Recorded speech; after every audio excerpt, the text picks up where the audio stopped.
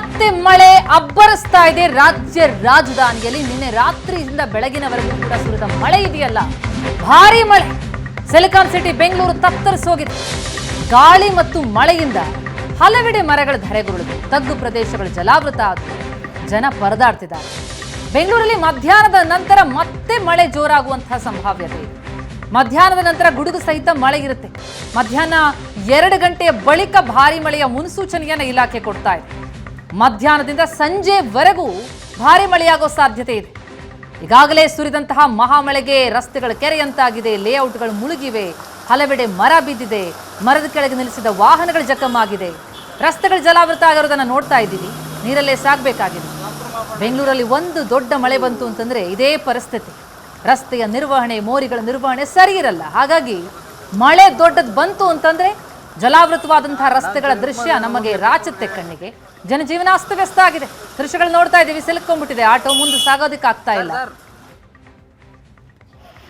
ಮಾಧ್ಯಮದವರೇ ಸಹಾಯ ಮಾಡ್ತಾ ಇದ್ದಾರೆ.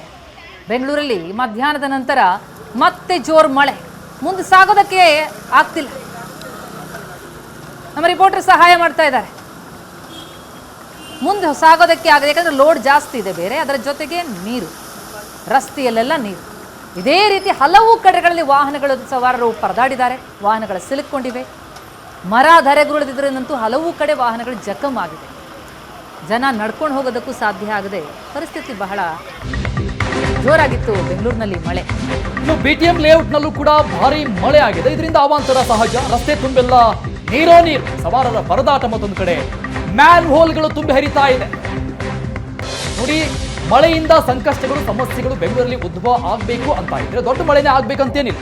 ಸಣ್ಣ ಮಳೆ ಆದ್ರೂ ಕೂಡ ಇಂತಹ ಸಂಕಷ್ಟಗಳು ಕಡ್ಡಾಯ ಇದೆ. ಯಾಕಂದ್ರೆ ಡ್ರೈನೇಜ್ಗಳನ್ನ ಮೇಂಟೈನ್ ಮಾಡೋದಿಲ್ಲ, ಚರಂಡಿಗಳ ಸ್ವಚ್ಛತೆ ಇರೋದಿಲ್ಲ. ನೋಡಿ, ಮ್ಯಾನ್ ಹೋಲ್ಗಳು ತುಂಬಿ ಹರಿತಾ ಇದೆ.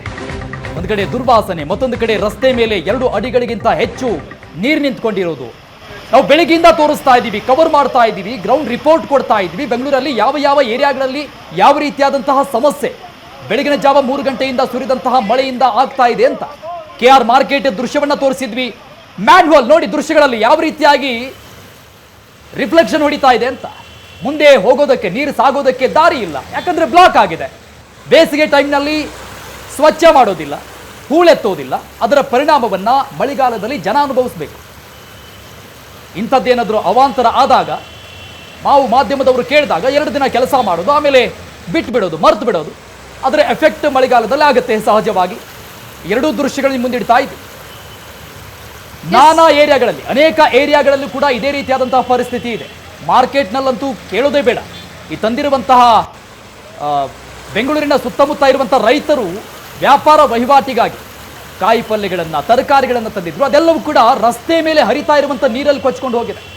ಬೆಳಗ್ಗಿಂದ ಆ ದೃಶ್ಯಗಳನ್ನು ತೋರಿಸ್ತಾ ಇದ್ದೀವಿ ನಿಮಗೆ. ಮತ್ತೊಂದು ಕಡೆ ಮ್ಯಾನ್ ಹೋಲ್. ಈ ರೀತಿಯಾದಂತಹ ಪರಿಸ್ಥಿತಿ ಬೆಂಗಳೂರಲ್ಲಿ ನಿರ್ಮಾಣ ಆಗಿದೆ. ಇದರ ಜೊತೆಗೆ ಮತ್ತಷ್ಟು ಮಳೆಯಾಗುತ್ತೆ ಅನ್ನೋದು ಅತಿ ದೊಡ್ಡ ಆತಂಕ ಇದೆ.